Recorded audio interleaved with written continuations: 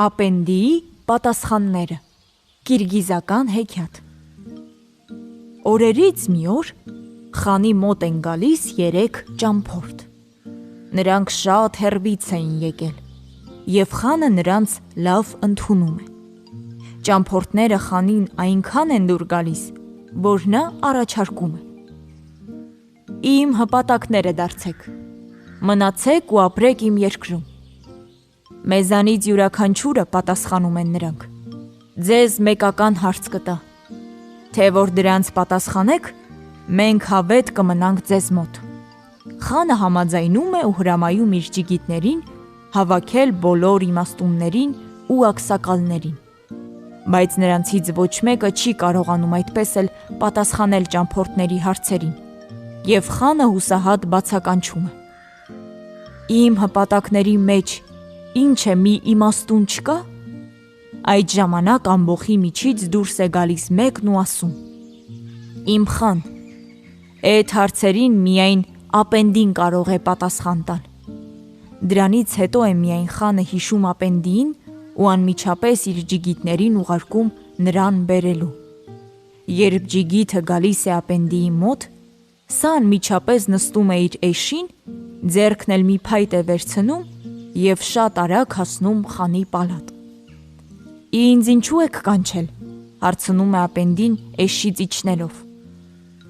«Էս 3 հյուրերը 3 հարց են տվել, բայց իմ մարդկանցից ոչ մեկը չկարողացավ պատասխանել», ասում է խանը։ «Ինչ հարցեր են»։ Ճամփորդներից մեկը առաջարկում է առաջին հարցը. «Որտեղ է գտնվում երկրի կենտրոնը»։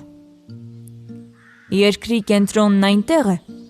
ուր դրված է իմ էշի աջ ոտքը», պատասխանում է Ապենդին և ձեռքի փայտով ցույց է տալիս իր էշի աջ սմբակը։ «Էդ որտեղից իմացար»։ հարցնում են ճամփորդները։ «Թե որ չեք հավատում, շրջեք ամբողջ աշխարհը, չափեք և եթե ես սուտ դուրս գամ, ինձ անվանեք Խաբեբա», այսպես է պատասխանում Ապենդին։ «Երկնքում քանի աստղ կա»։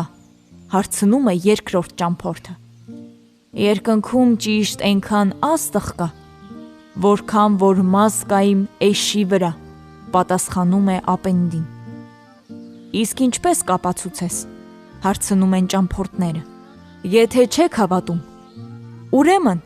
առաջուց հաշվեք իմ էշի մազերը, իսկ երբ մութը ընկնի, հաշվեք երկնքի աստղերը։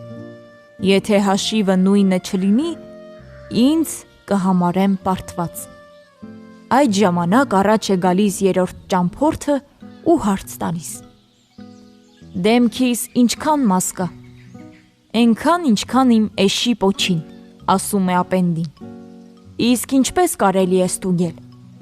Ապենդին առանց մտածելու պատասխանում է. «Եթե ուզում եք ստուգել, ապա ես մեկ-մեկ կպոկեմ ձեր դեմքի մազերը և նույնքան էլ իմ էշի պոչից, հետո կհամեմատենք, թե որ սխալ դուրս գամ, հաշվեք, որ ձեր ոչ մի հարցին ես ճիշտ պատասխան չեմ տվել»։ 3 ճամփորդները ստիպված Ապենդիի պատասխանները համարում են ճիշտ